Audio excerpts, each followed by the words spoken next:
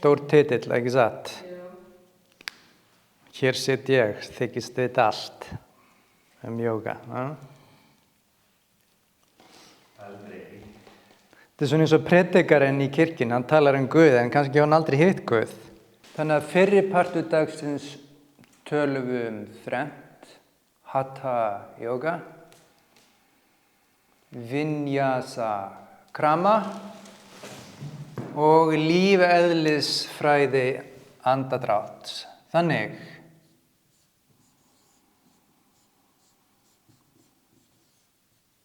ég var að hugsa í bílnum í morgun. Hvernig er best að skilja þetta? Og ég ætla að reyna að vera pínulítið sjónrænn. Sjáum hvernig það gengur.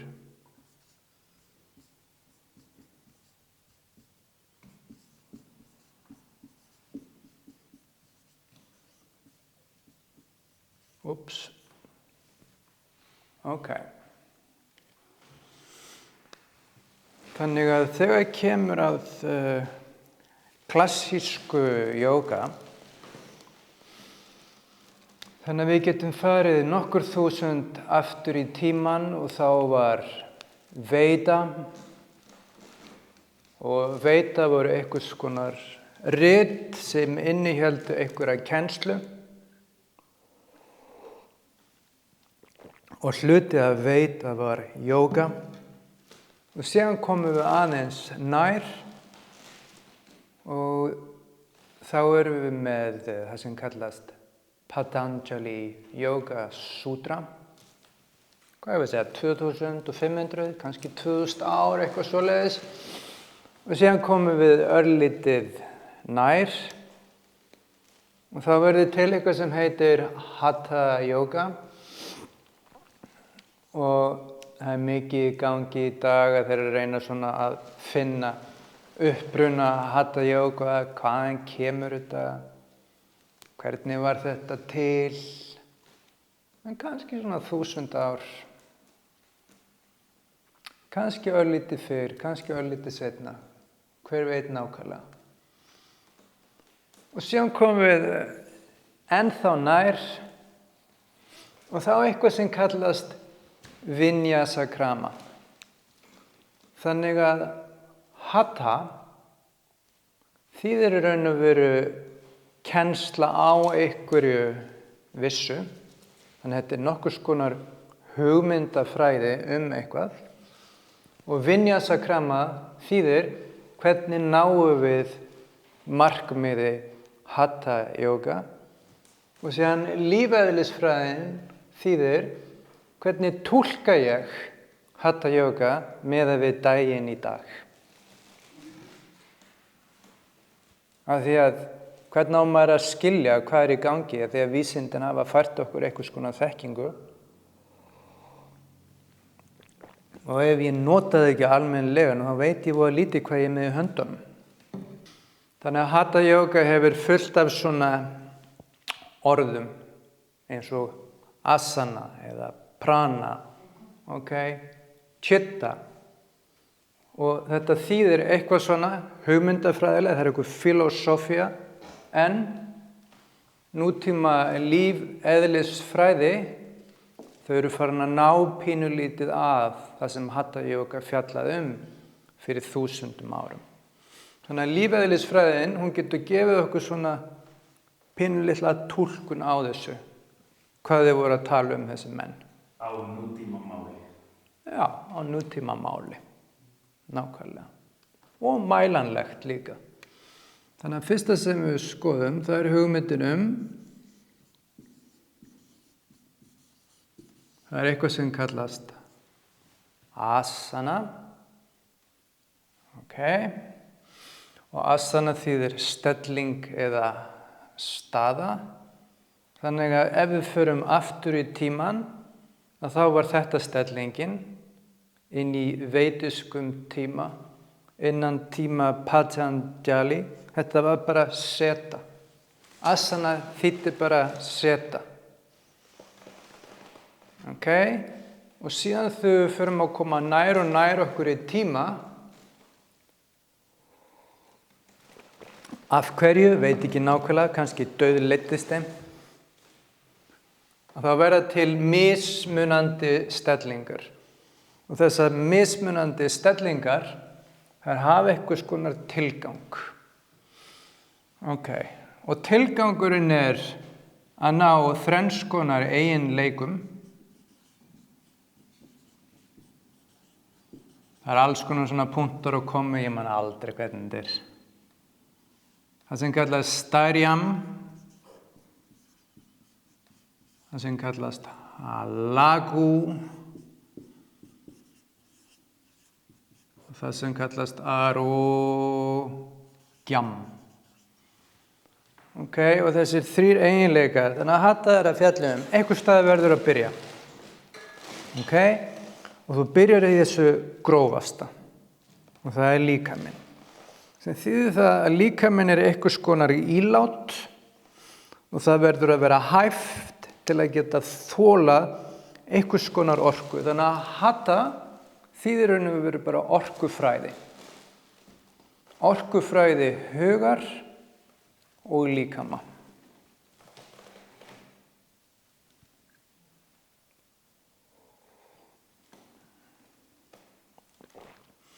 Og það svona tvenns konar þýðing á Hatha Yoga. Ein kallast hinn þvingaða leið. Það bein þýðing á Hatha, þvingun. Og síðan svona myndleggingin, hún vísar í ha og ta, sem þýðir innan þessa orkukerfis. Það eru tvenns konar orkubrautir sem eru ríkjandi. En allavega, það byrjar alltaf á asana og asana þýðir stelling og hugmyndin þegar ég iðka asana, þá iðka ég því marki að ég reyna að ná fram 3 eiginleikum. Stariam sem þýðir stöðuleiki. Og hvað stöðuleiki? Það þýðir að líkaminn sterkur. Og við getum tekið það líka þannig að athyglin stöðug. Þannig að sterkur líkami og stöðug athygli. Þetta samt ekki ennþá komin út í þessa hugmynd gjörhygli. Þetta undanfæri. Stöðugli. Algjörlega. En eitthvað meir. Eitthvað meir. Það gott. Líkaminn alveg í fullkomnu lagi. Eitthvað meir. Það styrkur. Það fyrsti eiginleikinn. Ef ég gerir góða asana iðkun, þá ég sterkur og stabill. Ef ég gerir góða asana iðkun, þá ég alltaf léttur. Það þýðir tæknilega engin krónísk einkenni. Svona frá lífeðlisfræðilegum sjónarmiðum. Nákvæmlega. Engin krónísk einkenni. Það ekkert þunglyndi, það engin kvíði.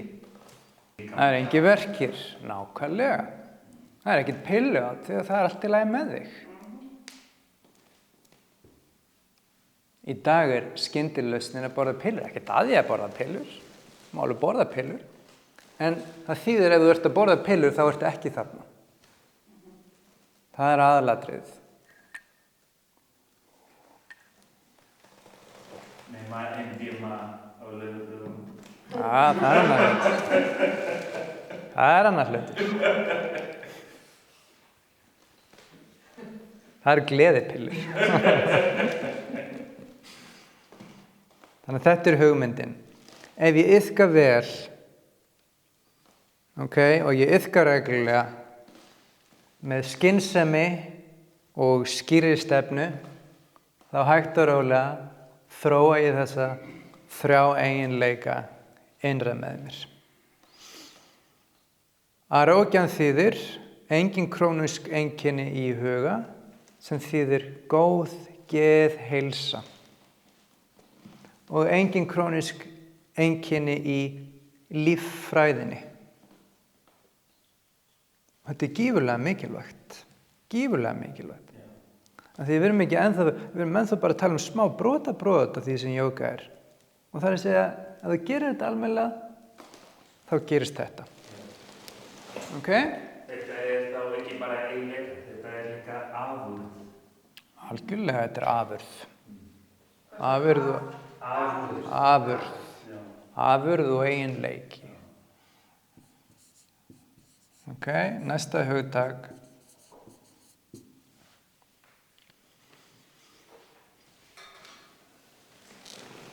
Hérna erum við komin á svæði sem pínulítið grára. Þannig að jógarnir sögðu, ok, asana fyrir líkama. Ok, og ef þú gerir þetta vel, þá færðu þessa eiginleika. Prana fyrir orku. Og hugmyndin frá þessum mönnum var að það einhvers konar innri drifkraftur sem kallast prana. Stundum þetta þýtt sem lífsorkan, svo sem ágætis þýðing.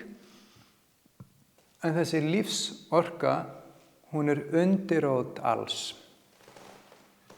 Allt það sem felur í sér hreyfingu í þessum heimi undirorpin afli prana. Ok, öll okkar hugsun, öll okkar hreyfing, öll okkar skynjun, kemur allt þaðan. Ok, og hún skiptist í tvennt. Það sem kallast maha prana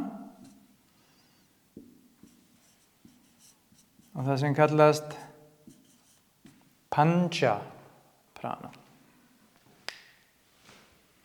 Þannig að við ætlum að tala meira í raun og veru Patanjali í eftirmiddaginn, en það samband milli það sem kallast vitund, það sem hefur eiginleikan að vera óbreytanlegt, og síðan eitthvað í þessum heimi það sem breytanlegt, og það undirorpið hreyfingu prana. Og maha prana þýðir sú orka sem stýrir öllum þessum heimi, öllum sólarkerfum, allri túlkun. Ok, snjókominu og rigningunni. Þannig að það einhvers konar lífsorka sem flæðir í öllu sem séð og rannsókn og kannski líka það sem ekki séð. Og það kallast mahaprana. Síðan eitthvað sem kallast panchaprana. Og pancha þýðir 5. Og þetta þýðir það innra með manns huga og líkama starfa 5 vindar. Ok, og þessir 5 vindar, þeir stjórna öllu líkams- og hugsanakerfi. Þannig að hvað hatha yoga? Hatha yoga, náttúrulega gera svona að hafa áhrif. Stjórna kannski svolítið svona ýkt hugtak, en hafa áhrif á þessa 5 innri vinda.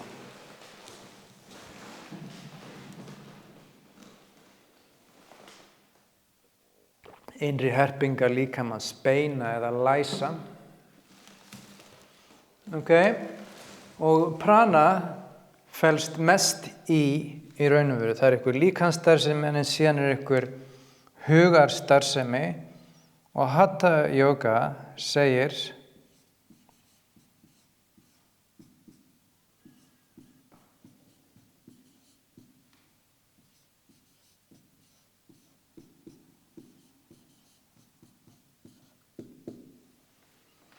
ok, og chalei þýðir svo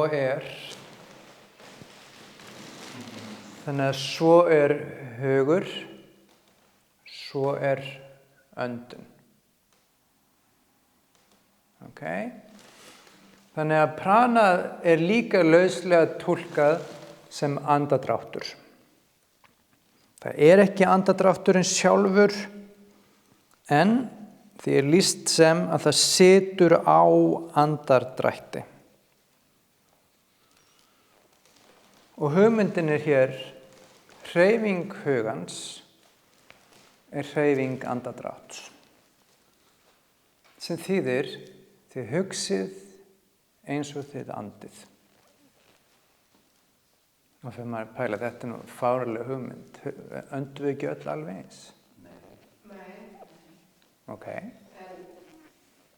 samt, þú veist, öndun að stjórna huga, ég ekki alveg það. Nákvæmlega. Öndun eða hugi stjórnar öndun. Ok, eins og þú hugsar, svo andar þú. Ok?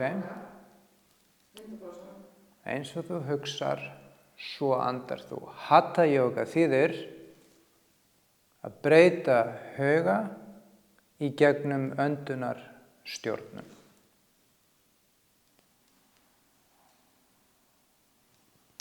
Svo það eins og þegar við erum reiðir eitthvað, þá það breyta öndun. Nákvæmlega. Eða ef við erum róleg, þá öndun öðruvísi og hvernig hugurinn öndun öðruvísi. Ekki? Algjörlega. Öll hugsun hefur mismunandi öndunarryþma. Sem þýðir að andardráttur ykkar, hann síbreytilegur eftir því hvað þið hugsið, hvernig ykkur líður og hvernig þið athafnið ykkur í daglegu lífi. Og hugmyndin Hatha yoga hugur svo ógeðslega fíngerður og það svo hrikalega erfitt að ná tökum utanum hann, að við notum einhvers konar verkfæri til að valda þessari innri breytingu. Og það kallast vinyasa krama.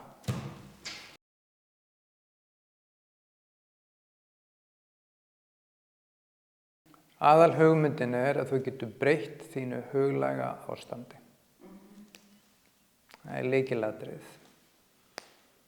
Og náttúrulega ef þú iðkar reglulega, að þá fer hugar ástandið út frá því að vera óstabílt og yfir að vera, segja ekki alltaf, stabílt. Kannski ekki þegar fjölskyldan við þig. En meira og minna stabílt. Og það þýðir þessi hérna eiginleiki. Stabílt eða stöðuleiki. Eitthvað sem öllum finnst fjandi leiðilegt. Það ekkert fútt í þessu. Stöðuleiki. Aðalatrið með Hatha yoga að gera þetta hylki hæft til að viðhalda athygli algjörlega. Okay? Hatha yoga bara pæli því. Hatha yoga ekkert neitt svona rosaleg filosófía. Hvað lífið allt Þetta bara svona orkufræði. Okay? Og þessi orkufræði, þeir segja það, nota þetta og notaðu þetta og bætum hérna einu við. Það ekki á námskráni í dag, en við leyfum okkur að fara út fyrir hana. Það þessi hugmynd mudra. Okay?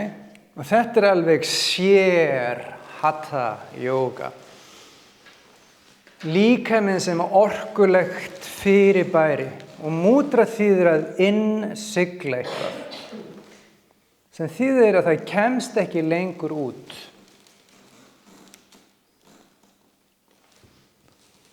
Þessi hér sem við erum að tala þessi eiginleikar, ég ætla bara að segja það strax. Það lágmark þessi dagleg iðkun, svo þetta geti vaknað. Svona hluti vakna ekki iðkun endrum og eins. Okay? Þessi menn voru hardcore menn, þeir iðkuðu mörgu sinnum á dag En náttúrulega við höfum nútíma líf og það strembið. En þessi kúltivering, þessi þróun á þessum hugmyndum, hún fellur undir daglega iðkun. Og það byrjar allt þar. Og þá það, það einhverjar stöður og prana þýðir, það einhvers konar öndunarstjórnun, hún getur verið margs konar. Og síðan múdra þýðir, ef ég tek þetta tvennt saman, asana og prana, og ég skapa einhvers konar lok innra með mér, þannig ef ég væri eins og krukka, þá fyrir ég að halda þessum innri öflum, bæði innra með mér og í skefjum, og ég get farið að beina þeim að vissum svæðum. Þannig að múdra, ef að setja enn eitt orðið, verður að það sem kallast moksha marga.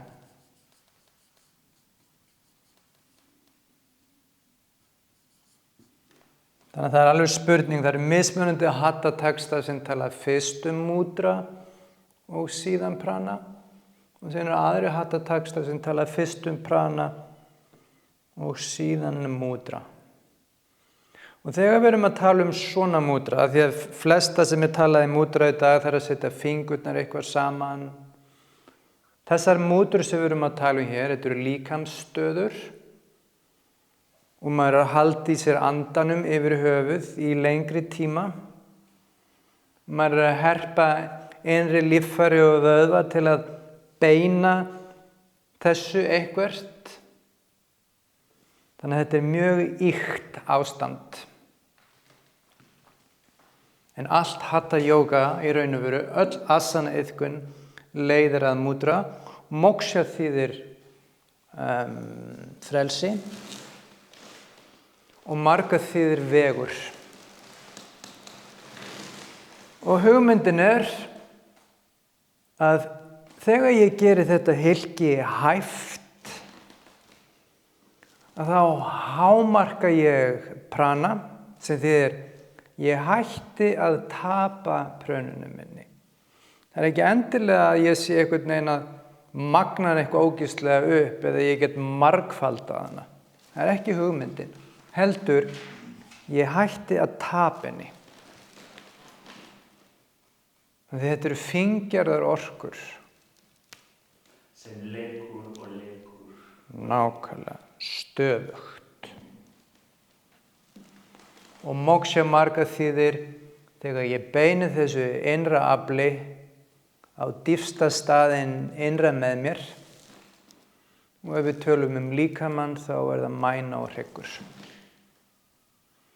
Þannig að í hatha yoga vegur frelsis frá rófubeini og upp að hvirfli.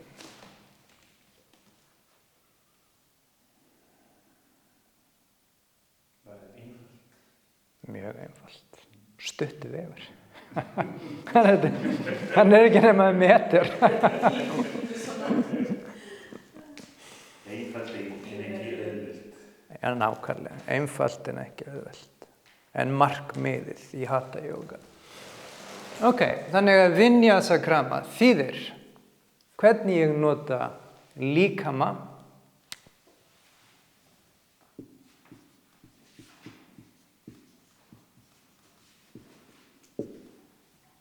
og andadrátt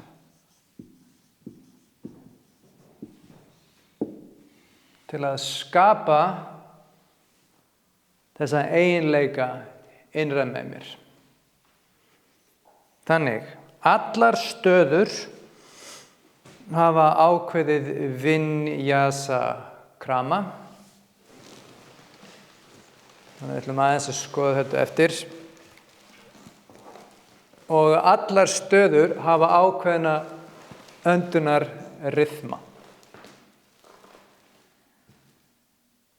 Síðan allar stöður hafa ákveðið skipulag frá byrjun og að krúnunni, segjum það að ég ætla að dvelja í höfuðstöðu, 24 andardrætti. Þá þýðir vinyasa krama byrjunin á rútínunni þangað til hún nær hámarki. Og síðan hvernig ég kem frá krúnunni og aftur til jarðar. Þannig að staðan hefur vinyasa krama. Vegurinn að og frá hefur líka sitt vinyasa krama. Allar öndunaræfingar hafa sitt vinyasa krama og öll hugleiðslu þjálfun hefur sitt vinyasa krama. Og orðið kemur vi og síðan nyasa. Nyasa önnur iðkun sem kemur líka úr Hatha Yoga. En í þessu tilfelli þá þýðir nyasa röðun á einhverju. Þannig að vi þýðir eitthvað sérstakt og nyasa þýðir röðun. Oft vinyasa þýtt sem flæði. Hafið heyrt þetta, talað um þetta? En það ekki þýðingin á því. Sérstök röðun á einhverju. Sem á einsku væri svona protokol. Það röðun. Ég veit ekki með protokol. What would be the English word for this, Tali? Vinyasa? Röðun okay. It's a special placement. Placement. Placement. Já, nyasa þýðir placement. How you place them. Af því að tæknilega nyasa tantrísk iðkun. Mitt á milli hatha og tantra. Og það þýðir það að maður tekur möntrur, þannig að það til mismunandi nyasa og þú staðsetur möntrurnar í vissum svæðum líkamans. Og hugmyndin það sem kallast á ensku impregnating the body. Hvernig þýðir ég þetta? Þannig að þetta þýðir að gera líkamann þungaðan af einhverju. Þannig að þú ert að skapa vissan eiginleika innan líkamanns með þessu hugmyndum nyasa. Þetta ekki alveg sama pælingin og í vinyasa krama. Krama þýðir skref. Ég aðeins komið svona út fyrir ykkur, ég voni sér ekki að rugla ykkur á mikið. En þetta hugmyndum placement. Að setja eitthvað á réttan stað. Og lykilhlutverkið í vinyasa krama hryggurinn. Þannig að það tvennt. Þegar maður hugsar vinyasa krama, hryggur og öndunarryþmar. Öndunarryþmar. Svona.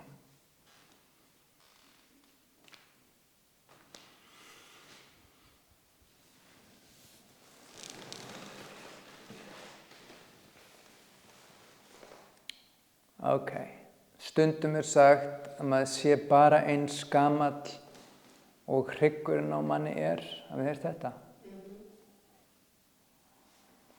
Aðalatriðið, hvað þýðir þetta? Af því að, til dæmis, stundum kemur fólk með bakverki. Og það svona eins og ég, miðaldra karlmaður.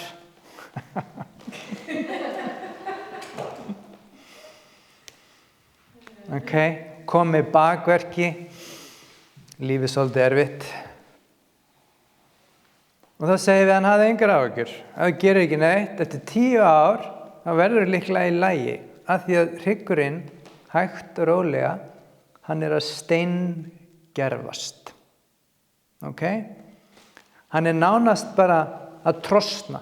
Hann að harðna. Hann að falla saman. Þannig ef við hugsum okkur hrygginn, og þá hugsum við okkur að það háls, svæðið milli hnakka og brjóstbaks. Og síðan brjóstbaki, það svæðið milli háls og mjóbaks, cirka hér. Og síðan það mjóbakið, það svæðið milli brjóstbaks og spjalds. Og síðan ertu með spjaldið og spjaldið eru 5 liðir sem eru fastir saman. Þannig að þetta eru alls 24 liðir.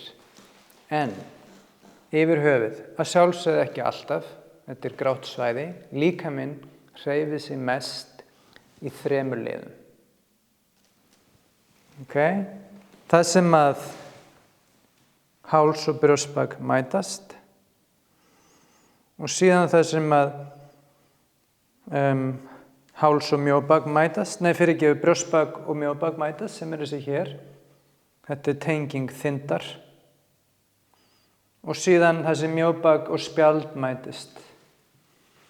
Þannig að hryggurinn á okkur, hann hreyfir sig að mestu leyti í þessum 3 punktum. Okay? Og lykiliðkunin í Vinyasa-krama er lítið, nú tapa ég setninguna alveg. Hún kemur eftir. Okay? Lykilatriði er að hreyfa 24 hryggjarliði á hverri innöndun og hverri útöndun. Sem þýðir haus og rófubein. Okay? Í miðju er þindin. Og þegar ég anda að, þá fer þindin niður, skapar auki rými í brjósthólinu og þá er andadrátturinn að stýra sér frá topp og niður að rófubeininu. Hugmyndin er að öndunin stýri sér að ofan og niður. Og meðan þú stýrir sér að ofan og niður, að þá hreyfir hún nánast 1 lið í einu. Þannig að við gætum talað einhvers konar meistrun í Vinyasa-krama er að geta gert þetta í hreyfingu. Og þegar ég anda út, þá gerist öfugt. Inn og út. Já, tæknilega. Tæknilega, Já. Við hreyfum svona pínulítið í mögumstöðum. Ekki mikið í fáið. Finnur við ekki kannski, maður finnur náttúrulega ekkert fyrir því, en það er hugsunin. Ójú, þú finnur fyrir því. Þegar þú nær valdi á því, þá finnur þú fyrir því. Já, skilja. Þú finnur aðskilnað milli liðana. Já. Þetta er ekki hugmyndafræðileg tilfinning, heldur þetta er líkamleg tilfinning. Þannig að í hreyfingun ætti maður að skynja Nei, stjórna. stjórn. Þessum Þetta er ekki skynjun. skynjum hjá stjórnum, já.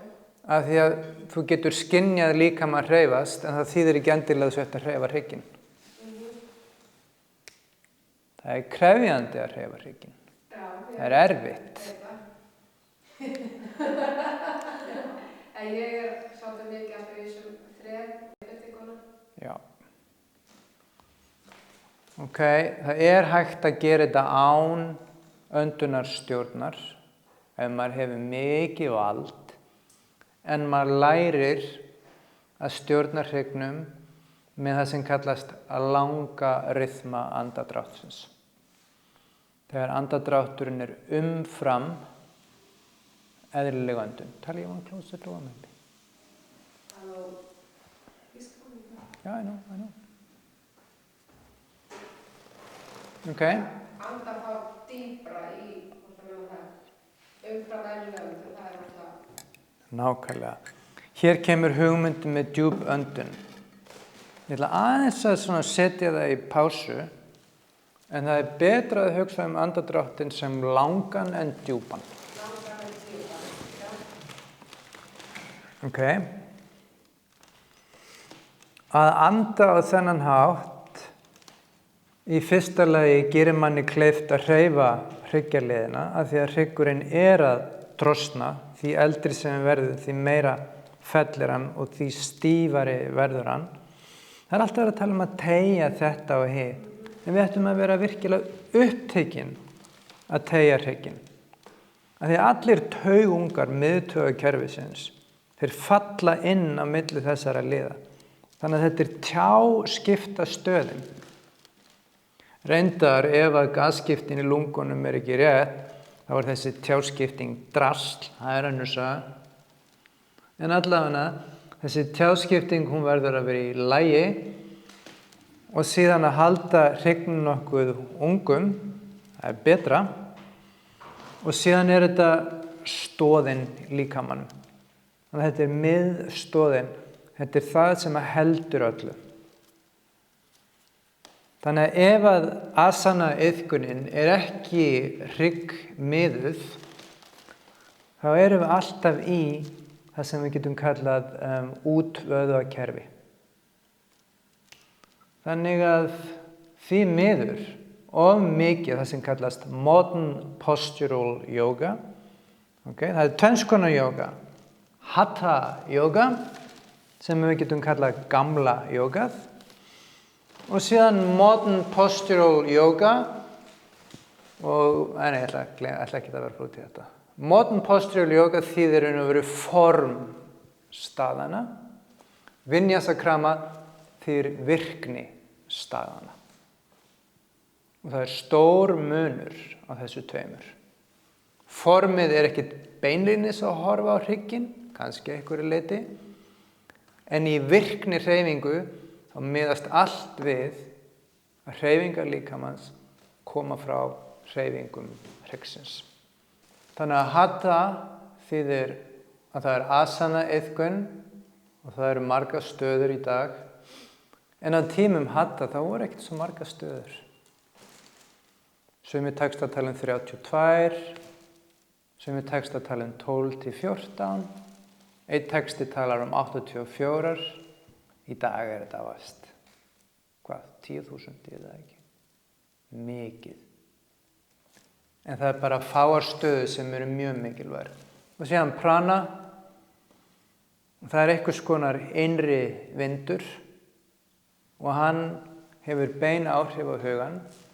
Það kallast á ensku the animating force. Þetta svo flott orð, the animating force. Íslenskan grípur þetta ekki alveg. Það þýðir hreyfiafl allra hugsanar. Allra hugsanar, hreyfiaflið prana. Okay, og síðan eru til einhverja alveg spes stöður sem kallast mudra. Okay, og það eru nokkrar. 5 eða 6. Það eru líkamlega stöður þar sem maður fyrir að beita öndun og líkamannum örlítið þéttar, örlítið öðruvísi. Okay?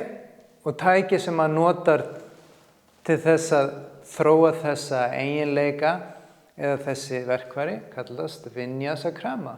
Miðjan í iðkun hryggurinn og lykillinn eru öndunarryþmar. Aðalatriðið af hverju við gerum þetta. Okay? Númer 1. Hafa áhrif á hrygginn. Okay? Nákvæmlega. Það númer 1. Ef við öndum öfugt, eins og þú lýsir að taka fyrst magan og síðan bringuna, það hefur ekki sömu áhrifin á hrygginn. Það ekkert mál að anda svoleiðis. Oft fólk til dæmis með mikinn kvíða eða mikið stress, maður gleymir þessu. Þetta kallast stefnuöndun, sem við gefum þessu nafn.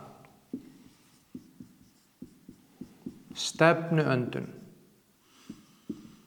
Og stefnuöndun klassískt hefur tvennt. Prana til apana á innöndun, eins og hér, og apana til prana á útöndun. Okay? Það klassískt hatha yoga. Okay? Að því við viljum hafa beina áhrif á þessa innri vinda Og síðan nummer 2 hugmyndin múdra. Og lykillinn í múdra kallast bandha. Hafið heyrt þetta orð? Úps, pennin að vera lélegur. Bandha þýðir að halda eða að læsa einhverju. Þetta eru innri líkamlegar herpingar. Það sem maður gerir nánast bara þegar maður heldur í sér andanum. Í Hatha Yoga, flestar bandar eru bara gerðar á löngum pásum eftir inn- eða útöndun. Já, bæði. Bandar getur verið, já, þegar þú Báðar andar inn og haldar eða andar út og haldar. Nákvæmlega. Og bara í skamman tíma. Það getur verið í mjög langan tíma.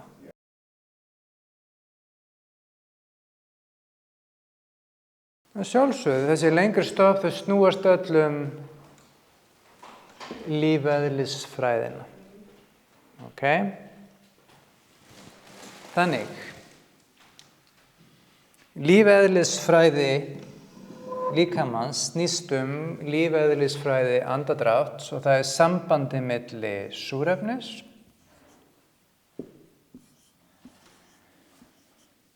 og koltvíoxíð. Byrjum á koltvíoxíðinu. Núna verður þetta fyrst skemmtilegt. Eiturgasið. Global warming, ekki satt? Koltvíoxíð.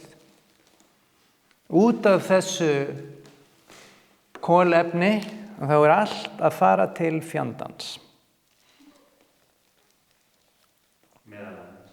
Meðal annars.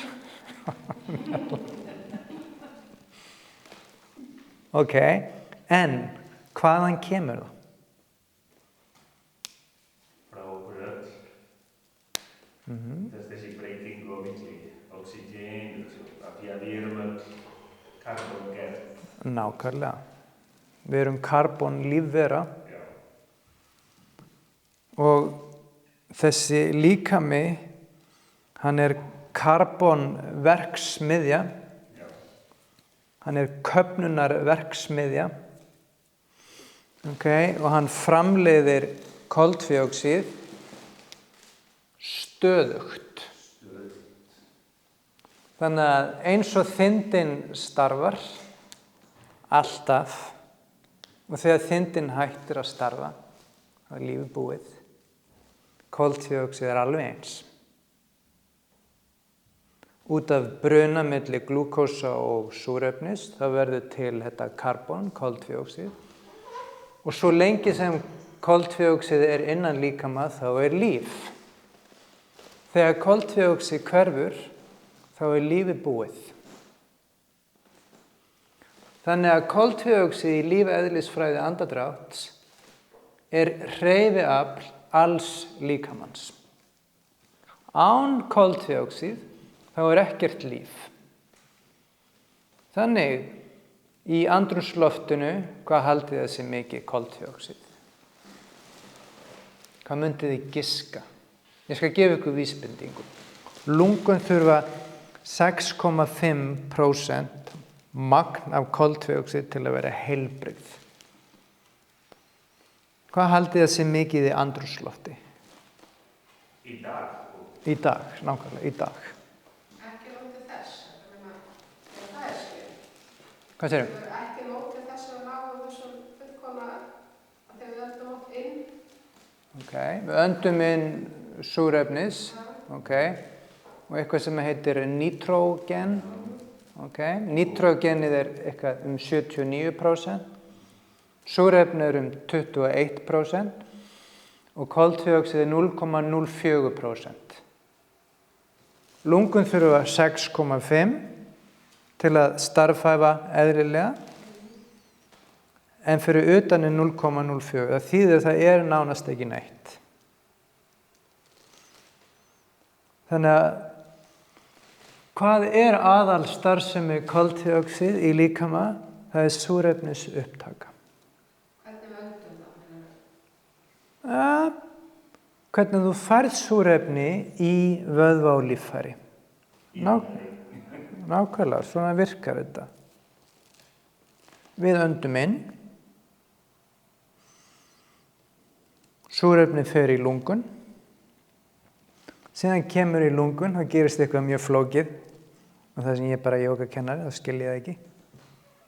En það sem ég skil er eitthvað sem heitir Bohr-lögmál. Og það er í raun og veru einfalt í grunninn.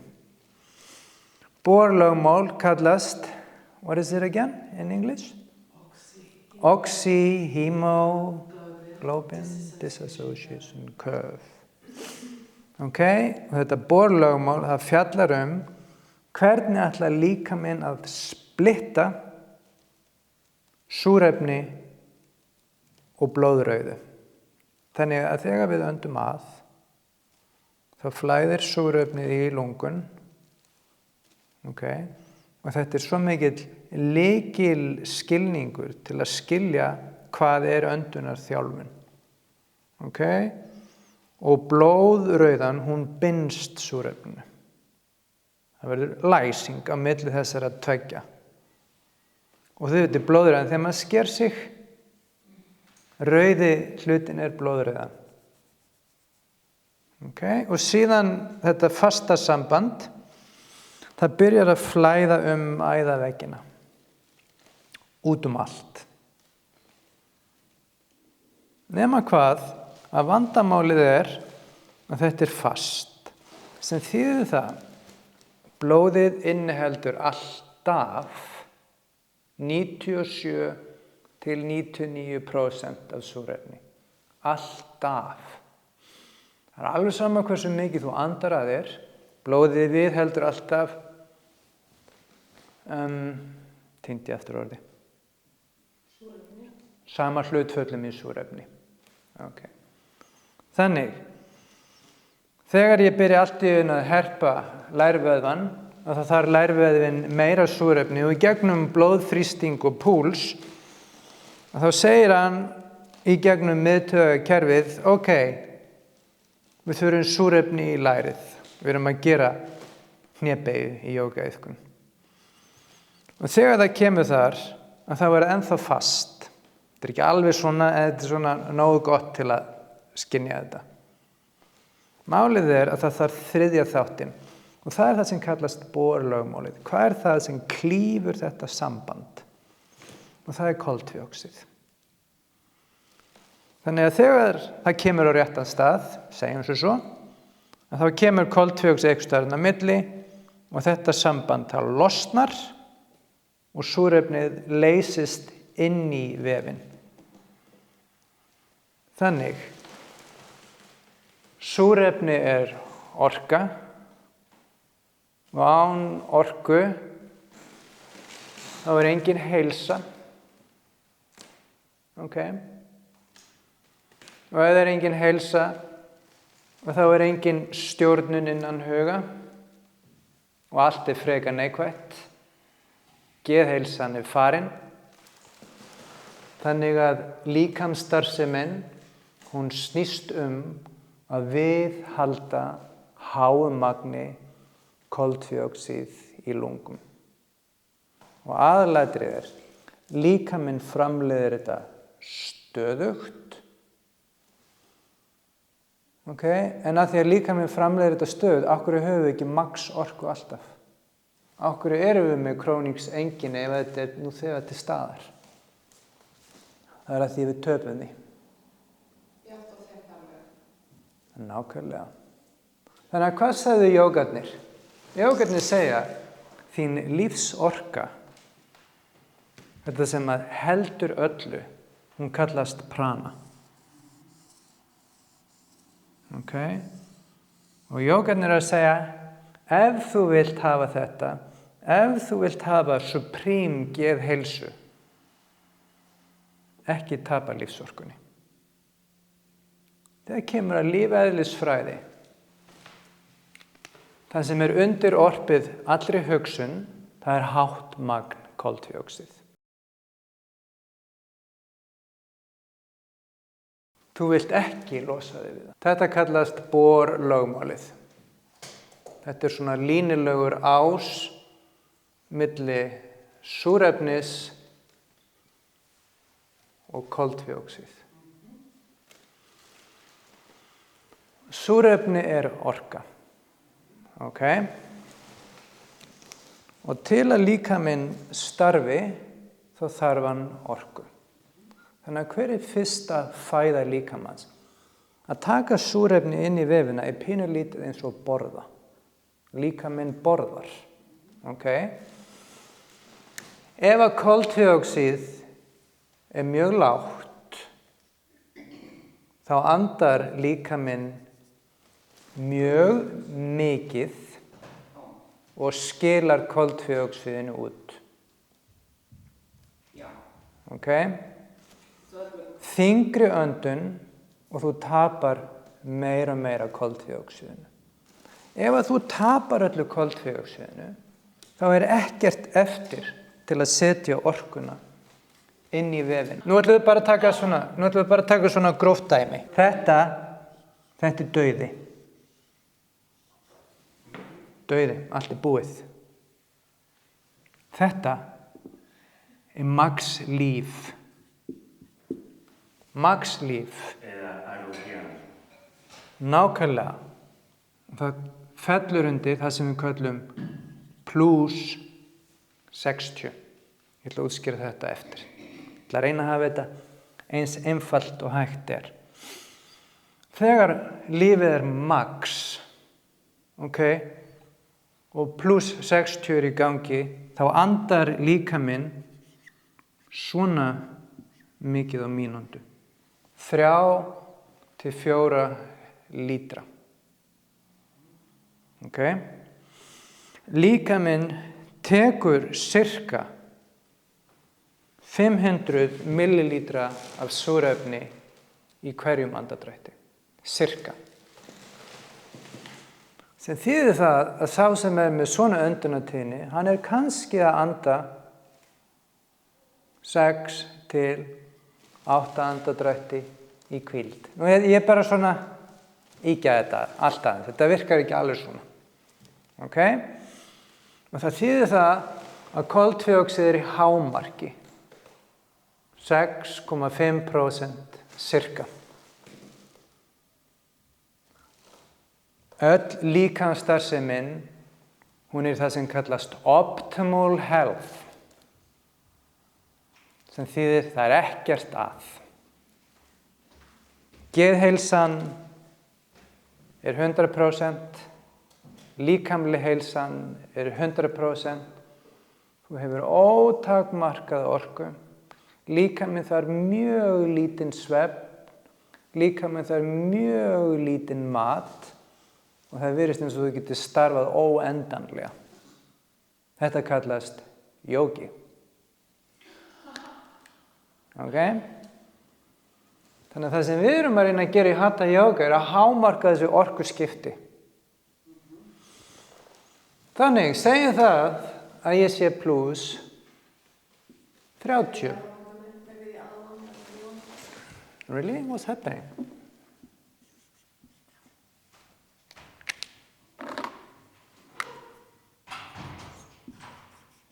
Okay, plus 30. Og plus 30 þýðir að nú lækkar skalinn. Staðinn fyrir að vera hér, þá er hann hér. Og þetta er orkunotkun sem er cirka 30% miðað við hún gæti verið 100. Og þetta lýsir það að einstaklingur, this is starting to be a joke. Einstaklingur sem er svona, hann andar 6 til 8 lítra á mínútu. Okay, hann andar meira. Þannig að ef það er sér hálfur lítur, þá er þetta 12 til 18 andardrættir á mínútu. Ef við hugsum þetta svona, þetta virkar ekki alveg svona, en það er hægt að setja þetta upp svona. Því neðar sem skalinn fer, því meira súrefni andar líkaminn.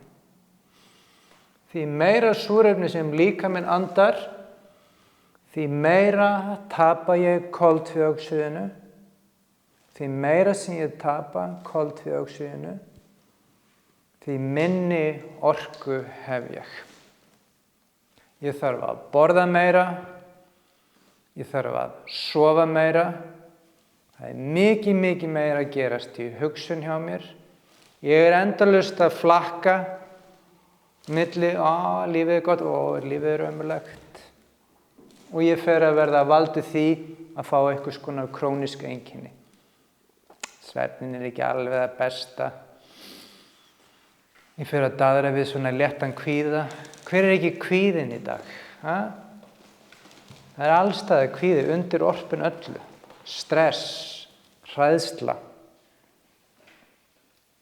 Þetta kallast allt krónísk einkenni. Þannig að þetta er hugmyndin lífeðlisfræði andadrátt að koltvíoxíð er hreyfiafl allrar starfsemi í líkamanum. Okay? Og þessi hugmyndin CO2, ef hún er borin saman við hugmyndin prana hjá jógunum, það fyrir þetta að vera ansi líkt, þetta tvennt.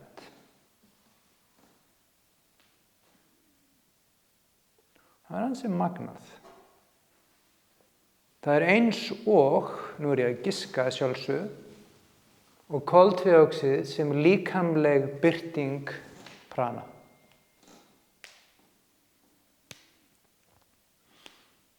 Þannig að hver andar svona, til dæmis, þegar við fæðumst,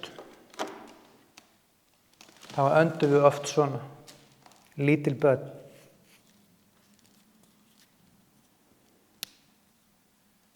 Þau anda svona lítið magn af súrefni. Síðan eldust við og hægt og rólega út af lífsstíl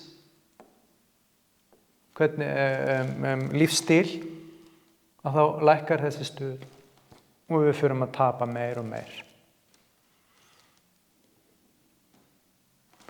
Ef maður talar rosalega mikið eins og ég geri núna, þá tapar maður koltvíoxíðinu. Af því þú tapar þig í gegnum of mikla útöndun. Og jógarnir kölluðu þetta angolam. Skemmtilegt orð. Angolam þýðir hversu marga fingur andar nefið loftinu frá sér. Og jógarnir sagði, veikur maður andar loftinu bara niður í gólf. Og hvað þýðir það? Það þýðir að andardráttur er þungur. Heilbrigður maður, hann andaði 12 fingur frá sér. Jóginn andar ekkert frá sér. Hann heldur loftinu inni. Þannig að hatha jóga snýst að hætta að tapa. Því meira sem þið borðið, því meira tapið þið koltvíoxíðinu.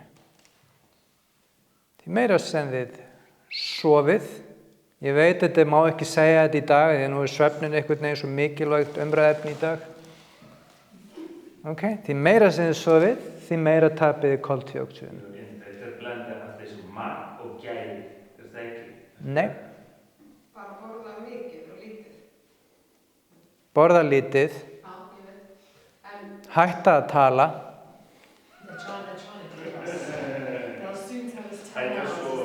Hætta að sofa.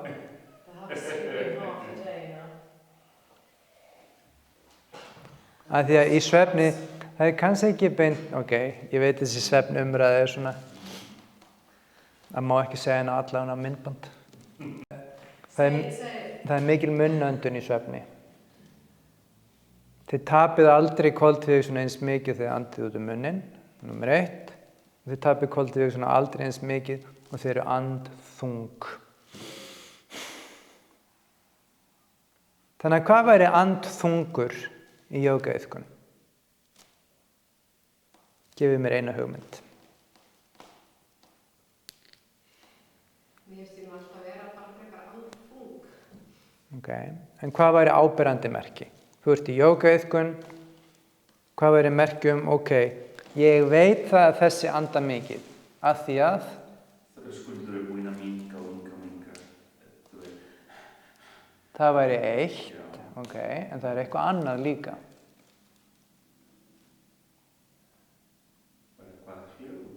Nákvæmlega, hljóðið í hverju? Man heyrir mikið í sjálfu sér. Ujjayi. Hvernig á ujjayi að vera?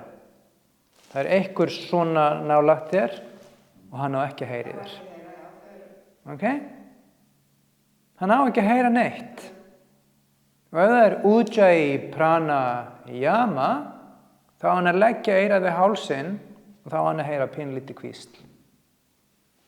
Það kallast sukshma. Aftur þessu hugmyndunum angulam. Hver er fjarlægðin í hljóðinu? Hvað er þetta? Meter. Ef ykkur er að gera hardcore iðkun, líkamlega krefjandi, nú hvað gerist? Öndunin, hún fer væntanlega að þyngjast af því að líkaminn þarf meira súrefni. Og af því að ég tapa koltvíoxíðinu svo mikið, og þá fer ég að anda meir og því meira sem ég anda, því andþyngri verð ég og því andþyngri sem ég verð, því meiri óhljóð koma frá mér. Og eitt af því er ujjayi hljóðið, það verður mjög hátt. Í sumum stílum af jóga er það kennt að það eigi að vera hátt. Vinyasa-krama kemur frá meistara sem hét Krishnamacharya og hann sagði það ujjayi hljóðið að nánast ekki heyrast.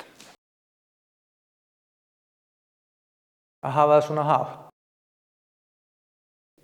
Algjörlega. Það er mjög erfitt líka. En algjörlega.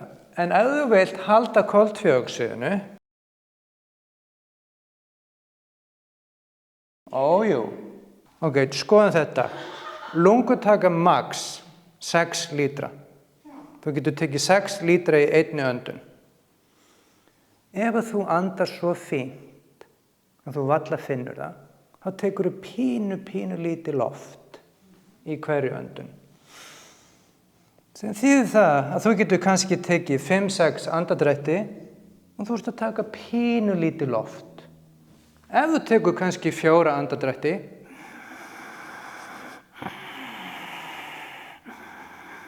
þá kannski tekur 5 lítra í hverju öndun og þá ert þú að anda kannski 20 lítra á mínútu. Þú ert að anda rosalega mikið. Því meira sem líkaminn andar, því meira tapar hann koltvíoxíðinu. Hljóð í öndun, hversu andþungur þú ert, skiptir öllu máli þegar kemur að koltvíoxíð. Öllu máli. Ég segi ekki að það má alveg anda svona, það er val hversu eins, en meira hljóð þýðir meira magn þýðir meira súrefni þýðir meira tap af koltvíoxíð. Nákvæmlega. Þetta er líf eðlisfræði, ekki ég. Ok, við skulum ekki segja ég. Af því að ég vil ekki þess að. Þetta er samkvæmt það sem þið eru búin að rannsaka sem er smá anduð það sem við höfum verið að venjast í jógafræðinu undanfarið 30 árum. Það er ástæðan þetta er revolutionary og þetta er ástæðan fyrir bara við 3 hér og ekki full salur af því. Þetta er hárrétt hjá Juan. Þetta er mjög hot topic, eins og maður segir, en líf eðlisfræði. Þegar ég lærði þetta fyrst, fyrir 4 árum síðan, þá hugsaði með mér, þvílíkt kjaftaði. Ég er búinn að stúdera andardrátt í 20 ár og ég veit þetta allt saman. Og vitið þið það? Á þessum tíma að þá byrja ég í iðkun, Þessi lífeðlisfræði, það eru til fræði sem kallast Buteyko í dag. Okay? Buteyko, hann uppgötaði þetta ekki, en hann byggði sín fræði á þessu.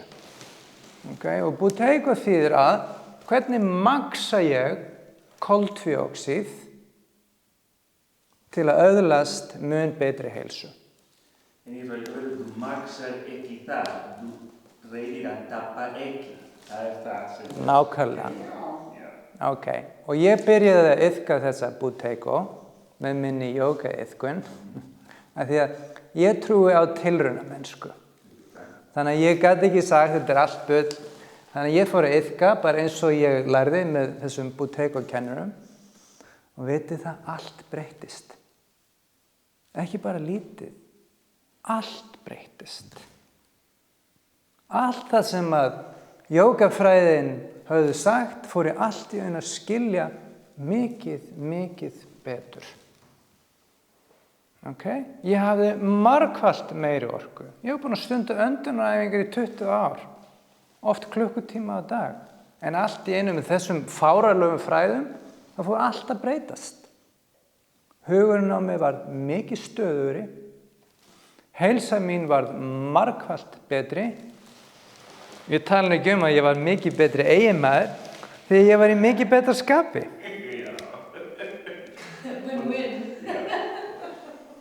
Þannig að ég fór að hugsa, bíddu nú við. Jógafræðin er búin að kenna mér í að anda mikið. Ég hef alltaf heyrt þetta. Það er engin lógík í þessu. Þetta er svo ólógískt. Þetta er svo vitlaust einhvern veginn. Það tók mig 2 ár að melta þetta. Ég er ennþá stundu bara svona bíddu nú við. Þetta virkar ekki svona. Þannig að langi andardrátturinn út frá þessum fræðum, hann á að vera pínulítill.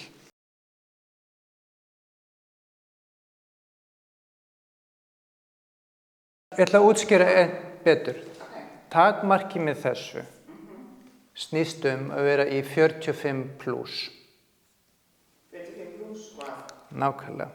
45 plus hvað. Þetta snýst það að ég get haldið í mér andanum 45 sekúndur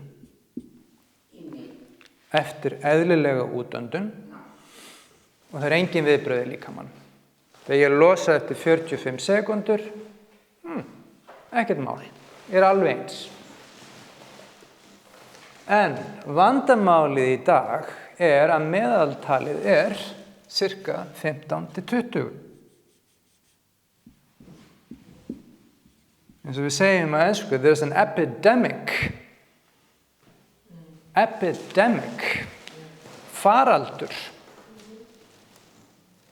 Þess vegna, út frá þessum fræðum, er allir kvíðnir, það er allir stressaðir, okay? Það er allir með háan blóðþrýsting, það er allir með svona, það er allir með þetta. Og allir á pillum. Allir á pillum. ADHD. Nákvæmlega. Það er allir á öllu, út af því það er ekkert líf í líkamann lengur. Ok? Sem þýðir það, þú getur gert ujjayi, ef þú ert plus 45, þá getur þú gert ujjayi, þú skaðið ekki neitt. Þú getur andað mikið í smástund og sem getur gert æfingar þar svo jafnar gasskiptin mjög fljótt. En ef að þú ert með gildi sem er 15 til 20, sem þýðir það að þú heldur í þér andanum og eftir 15 sekúndur þá finnur að það eru viðbrögð. Ok, við ætlum að prófa þetta eftir. Þú hefur prófað þetta einu sinni með mér. Já. Ok, það þýðir það, ef að þú ferð að anda mikið, þá getur þú skaðað líkamann meira. Þetta er skaðsemi líkamanns í gegnum djúp öndun.